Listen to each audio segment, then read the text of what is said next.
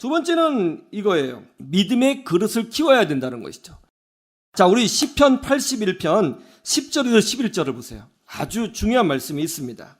하나님이 이스라엘 백성을 향해서 뭐라고 요구하셨어요? 내 입을 크게 열라. 이게 뭐예요? 믿음을 크게 가지라는 뜻이잖아요. 그런데 이스라엘 백성이 그렇게 했어요? 못했어요? 성경에 보니까 그렇게 못했다는 거예요. 믿음을 크게 가져라. 믿음의 그릇을 넓혀라. 입을 크게 열라. 내가 채워줄게. 라고 했는데 못했다는 것이죠. 입을 크게 여는 거 쉬운 거 아니에요. 우리는 현실 속에 살잖아요. 하나님은 전능하신 하나님이시고 말이죠. 그러나 우리가 전능한 건 아니잖아요. 현실 속에 살기 때문에 항상 우리는 현실의 압박을 느낄 수밖에 없는 것이죠. 그래서 믿음이 필요한 거거든요. 하나님이 이스라엘 백성에 명하셨다는 거예요. 내 입을 크게 열라. 그런데 못했다는 것이죠. 하나님은 이스라엘 백성이 입을 크게 열기를 원하셨습니다.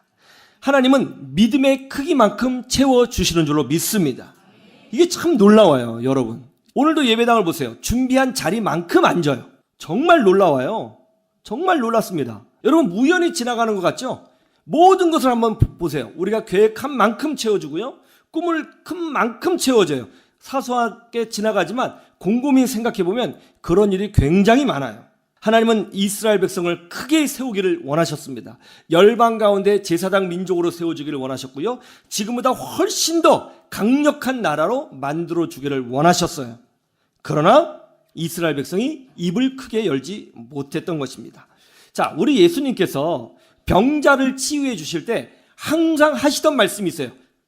아픈 사람, 죽어가는 사람 살려주시거나 치유해 줄 때 항상 하신 말씀 뭐예요? 내 믿음대로 될지어다.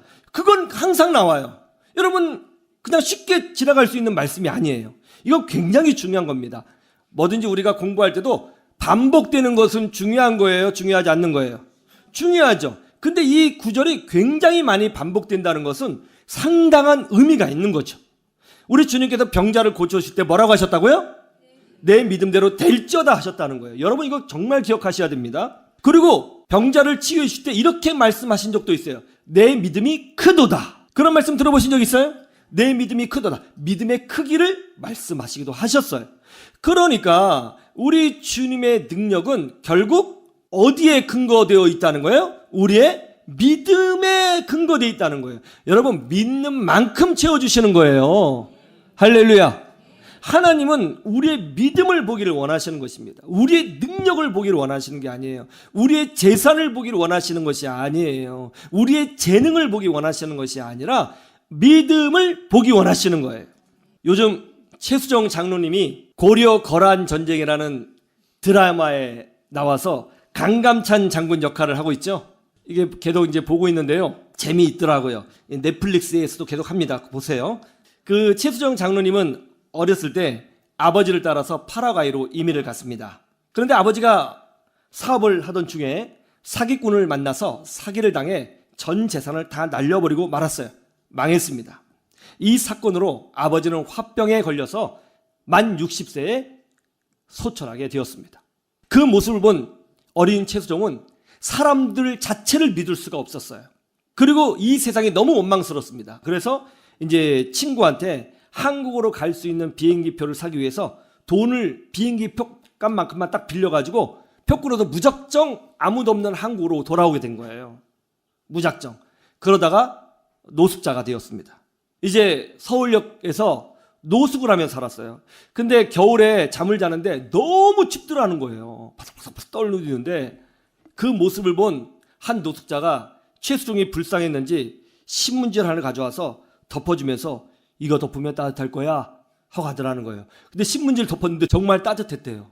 그래서 야, 자기도 어려운데 이렇게 도와주는 사람도 있구나 하면서 그때 기도를 했대요. 하나님, 제게 다시 기회를 주시고 제가 부자가 될 수 있게 만들어 주시면 저도 저 사람처럼 어려운 사람을 돕는 사람이 되겠습니다.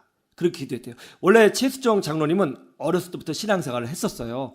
교회를 쭉 다녔습니다. 신앙이 굉장히 깊었던 학생이었습니다. 그런데 그 사건 때문에 굉장히 흔들렸던 거거든요.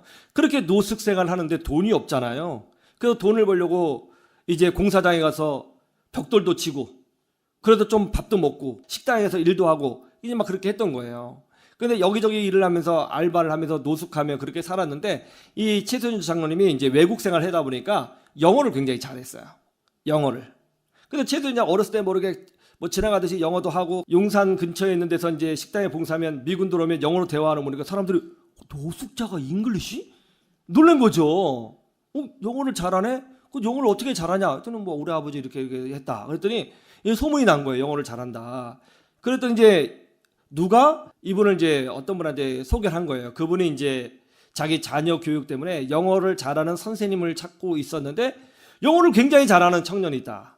그래서 그러면 한번 소개시켜줘라 하고 이제 그 사람을 만나게 됐는데요. 그 사람이 KBS 예능국장이었어요.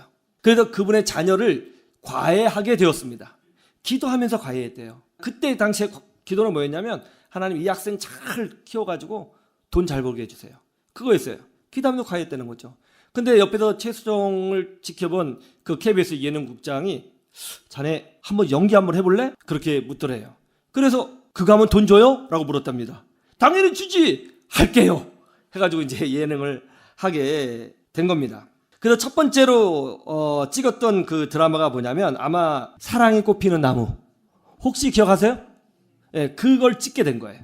근데 열심히 돈 벌려고 열심히 찍었는데요. 2달이 지나고 보니까 신문에 자기 얼굴이 막 나와 있더라는 거예요. 국민적인 스타가 돼버린 것이죠. 그래서 돈이 막 생겼습니다. 돈이 생기면 무조건 파라가이에 다 보냈대요. 거기 어머니가 계시고 동생이 있었기 때문에 다 파라가이로 돈을 보냈답니다. 그리고 돈이 더 생겨서 빌라 있잖아요. 빌라 지하 단칸방을 사서 이제 엄마 한국에 와. 그래서 어머니를 모시게 되었대요. 그래서 엄마가 그 방법이 너무 좋아서 서로 막 둘이 껴안고 울었다고 하죠. 너무 좋았어요. 그런데 며칠 안 돼서 이 파라가이에서 연락이 왔는데 동생이 무슨 큰일이 나가지고 그때 당시 돈으로 400만 원이 꼭 필요하다고 연락을 해왔다는 거예요. 꼭 보내줘야 된다고. 지금 돈으로 한 4천만 원 됐을까요? 너무너무 필요하다고. 근데 이제 돈이 없는 거죠. 그래서 돈이 없어서 하나님께 기도했대요. 하나님은 믿음대로 채워주신다고 제가 들었는데요. 하나님 이거 어떡하죠? 하나님 채워주세요. 전 채워줄 줄로 믿습니다.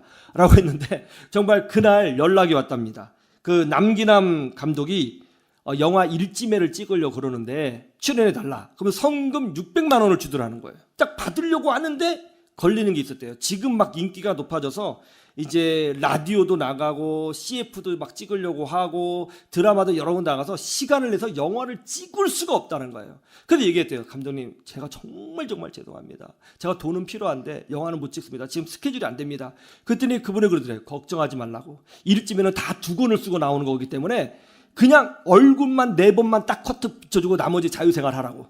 그래서 얼굴 4번만 비춰주고 그냥 대역이 다 2권 쓰고 하고 본인은 600만 원 받았대요. 그러면서 동생 도와줄 수 있었다고 하더라고요. 그 최수정 그 장로님이 간증하는 걸 제가 쭉 들었더니요. 중간중간 반복해서 최수정 장로님이 하는 그 간증의 내용이 뭐냐면 이런 말을 해요. 정말 하나님은 믿음의 분량만큼 채워주시더라고요. 그 얘기를 계속하는 거예요. 정말 하나님은 내가 믿은 만큼만 채워주셨어요. 그런 얘기를 많이 했어요. 여러분 우리 모두가 경험하고 있는 바인 줄로 믿습니다. 여러분도 2024년도 새해 믿음대로 역사하시는 하나님을 경험하시기를 주님의 이름으로 축원합니다.